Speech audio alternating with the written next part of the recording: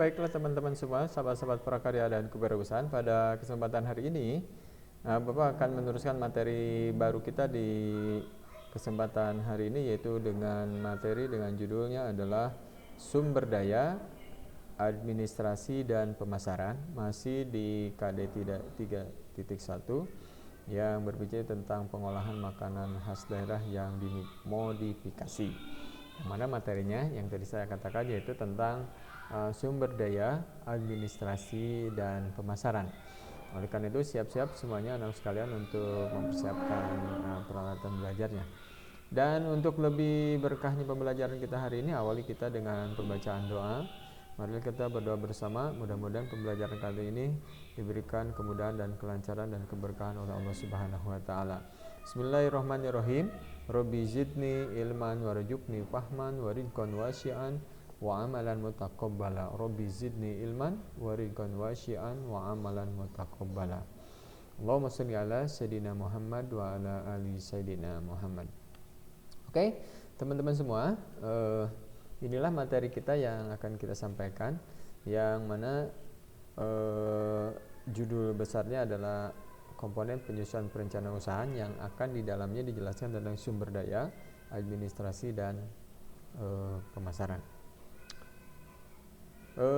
Yang pertama adalah tujuan pembelajarannya.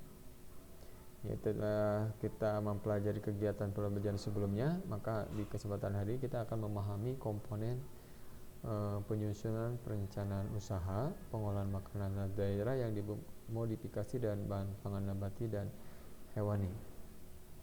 Ya, yang keduanya adalah merancang perencanaan usaha pengolahan makanan khas daerah yang dimodifikasi dari bahan pangan nabati hewani berdasarkan kebutuhan dan keinginan pasar lokal. Baik.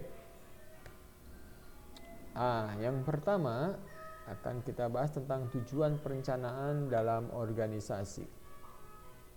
Jadi dalam hal yang perlu kita sampaikan ataupun kita pahami bersama, yang harus dicanangkan lebih pertama adalah di perencanaan dalam organisasi. Yang mana saja yang harus dijelaskannya ataupun kita pahami adalah menentukan suatu standar tertentu yang harus dipakai dalam melaksanakan semua pekerjaan sehingga akan memudahkan dalam pengawasan. Nah, ini yang pertamanya, jadi menentukan standar tertentu yang dipakai dalam melaksanakan pekerjaan sehingga pekerjaan mudah diawasi. Yang kedua, menghindari atau meminimalkan terjadinya tumpang tindih dan juga pemborosan dalam melaksanakan berbagai pekerjaan. Tujuan perencanaan yang keduanya adalah menghindari, meminimalisir terjadinya tumpang tindih, pemborosan dalam melaksanakan berbagai pekerjaan. Karena kalau tanpa ada perencanaan dalam pengorganisasian, maka akan terjadinya tumpang tindih.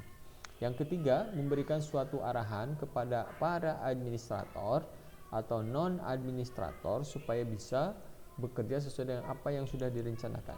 Jadi memberi arahan tujuan perencanaan supaya semua stakeholder, administrator ataupun non-administrator bisa menjalankan rencana dengan sangat baik. Yang keempat, mengantisipasi dan juga beradaptasi dari semua perubahan yang mungkin akan terjadi. Jadi tujuan perencanaan yang terakhir ini adalah mengantisipasi dan mengadaptasi perubahan yang mungkin terjadi ketika nanti proses produksi ataupun menjalankan usahanya. Apalagi dalam kondisi sekarang yang dalam kondisi sangat tidak menentu, COVID-19 akan merubah semua perencanaan sehingga harus direncanakan dengan sangat matang. Oke, selanjutnya syarat-syarat perencanaan itu apa saja? Ada minimal 5. Yang pertama harus dilandasi partisipasi. Artinya syarat perencanaan ini bisa terwujud kalau seluruh stakeholder dari mulai karyawan paling bawah, atasan perusahaan harus berpartisipasi dalam menjalankan roda usahanya. Jadi tidak ada namanya seorang bos yang bagus kecuali ditopang oleh bawahan-bawahannya. Begitupun bawahan tidak akan berarti apa-apa kalau tidak ada atasan di atasnya. Maka harus semua stakeholder usaha harus berpartisipasi. Yang kedua, syarat-syarat perencanaan itu, rencana harus luwes dan fleksibel. Rencana itu harus luwes, fleksibel. Jangan kaku. Apalagi dunia usaha sekarang sangat sulit ditebak, maka kalian si pelaku usaha harus mampu membuat suatu perencanaan yang luas dan fleksibel. Bagaimana mengantisipasi perubahan zaman. Yang ketiga, berdasarkan pada alternatif. Artinya rencana usaha itu harus pada alternatif. Kalau nggak bisa A, alternatif 2B, alternatif yang ketiganya apa. Jadi ada perencanaan yang bermacam-macam. Ada alternatif 1, alternatif 2. Kalau keadaan begini harus begini, keadaan begitu harus begitu. Yang keempat, harus realistis. Jadi realistis itu mungkin real bisa dilaksanakan atau bisa dikerjakan. Jadi segala sesuatu perencanaan itu harus realistis sesuai dengan keadaan yang akan kita hadapi.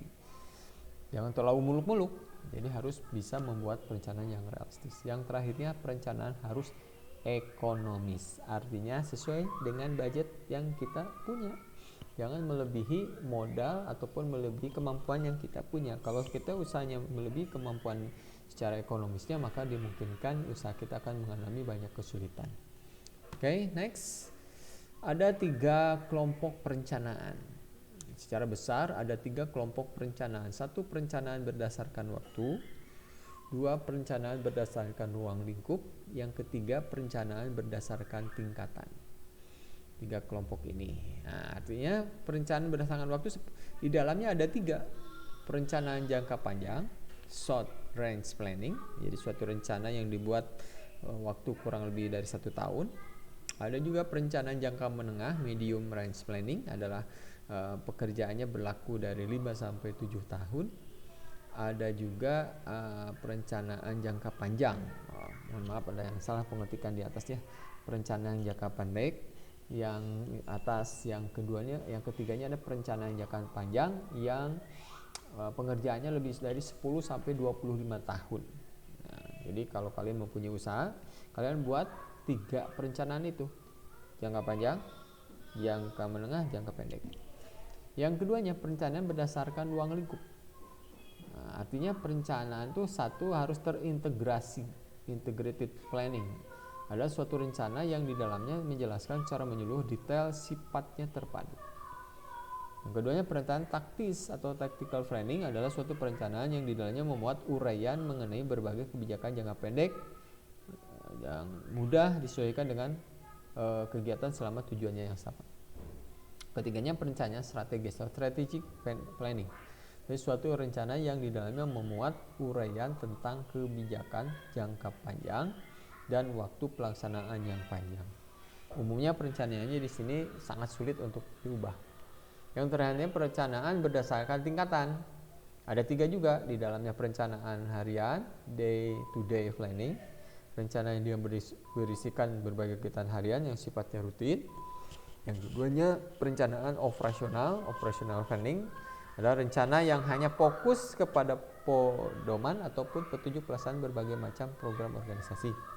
Kalau yang ketiganya adalah perencanaan induk, master planning, adalah suatu perencanaan yang hanya fokus kepada kebijakan organisasi yang di dalamnya berisikan tujuan jangka panjang, ruang lingkupnya yang luas. Nah, sekarang masuk ke fungsi perencanaan. Apa sih fungsi perencanaan itu bagi sebuah kegiatan usaha? 1, perencanaan yang baik akan bisa mendorong tercapainya tujuan dari organisasi. Jadi kalau perencanaan yang baik, maka tujuan organisasi usaha akan mencapai tujuan dengan baik. Misalkan sepertinya laba yang diinginkan atau menurunkan biaya yang dikeluarkan organisasi itu akan bisa tercapai kalau direncanakan.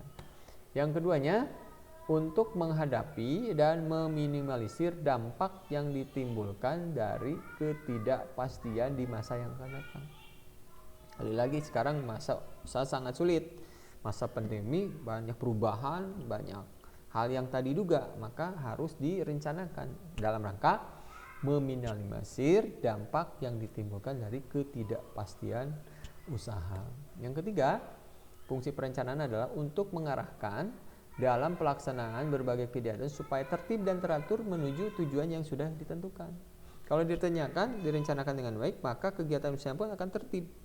Dari step A, step B sampai Z terlaksana sesuai dengan alur usaha yang sudah direncanakan. Yang keempat adalah untuk menentukan dan memilih prioritas beberapa macam alternatif atau pilihan yang ada. Jadi untuk menentukan prioritas atau alternatif A, B, atau C. Yang kelimanya adalah sebagai alat yang digunakan untuk melakukan pengawasan dan pengendalian terhadap pelaksanaan kegiatan organisasi. Ya. Jadi sebagai alat yang digunakan untuk melakukan pengawasan pengendalian terhadap pelaksanaan kegiatan organisasi. Oke. Next, yang berikutnya teman-teman prakarya yang Bapak cintai adalah tahapan penyusunan perencanaan. Dari mulai mana saja? 1. Merumuskan dan menetapkan tujuan permasalahan yang akan dipecahkan. Jadi 1 tahapannya merumuskan tujuan permasalahan yang akan dipecahkan. Rumuskan dulu, permasalahannya mana, usaha yang akan dibuat itu seperti apa, rumuskan dulu. Yang keduanya adalah melakukan analisis kesempatan. Dianalisis, jadi setelah dirumuskan, dianalisis. Yang ketiganya adalah melakukan analisis sumber daya. Jadi yang kedua menganalisis kesempatan, yang kedua menganalisis sumber daya. Jadi setelah dirumuskan, secara dianalisis sumber dayanya ada atau tidak, tersedia atau tidak untuk jangka menengah sampai panjangnya. Yang keempatnya, identifikasi dan pengembangan alternatif. Membuat identifikasi dan mengembangkan alternatif A, B, C, D dalam menyusun rencananya. Yang kelimanya adalah implementasi strategis. Jadi mengimplementasikan strateginya. Jadi dari rencananya diimplementasikan strategi-strateginya dalam rangka memenangkan produk kita supaya laku di pasar. Yang terakhirnya melaksanakan keputusan. Jadi setelah merumuskan, melaksanakan analisis kesempatan, melakukan analisis sumber daya, identifikasi, implementasi strategi, barulah action yang melaksanakan keputusan-keputusan yang sudah direncanakan. Begitulah tahapan penyusunannya. Baik teman-teman semua, itulah tahapan awal dari bagaimana mengolah sumber daya, nanti dilanjutkan dengan administrasi, dan terakhirnya nanti pemasaran. Untuk kesempatan kita untuk sekarang berbicara tentang perencanaan, rupanya dicukupkan demikian saja. Mudah-mudahan ada manfaatnya. Belajar terus, jangan merasa puas dengan pembelajaran kita hari ini. Kalian bisa menggali pembelajaran atau materi yang lain di berbagai media yang sekalinya sangat banyak, baik di YouTube, di grup-grup belajar yang lain, di buku itu sendiri. Kalian bisa akan banyak sekali ilmu kalau kalian mau membacanya. Jadi ini hanya setitik saja ilmu prakarya yang Bapak sampaikan, tapi mudah-mudahan bermanfaat.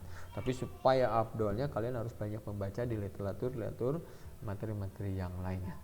Untuk saat ini materi kita saya cukupkan sampai di sini. Mudah-mudahan ada manfaatnya. Terima kasih atas perhatiannya. Salam prakarya kewirausahaan. Assalamualaikum warahmatullahi wabarakatuh.